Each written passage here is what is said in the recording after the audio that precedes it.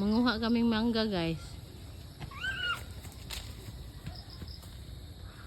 Daming bunga.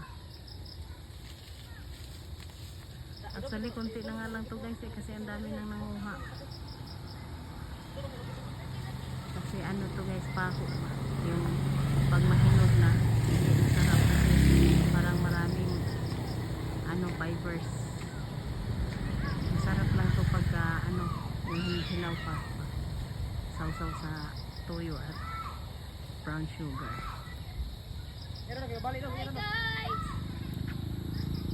Ayan guys, silinog. Alas amaya, dut-dut gyapon. Ano ikaw man nagdut-dut? Tunol ko na rin maya. Ito guys, yung panangkit.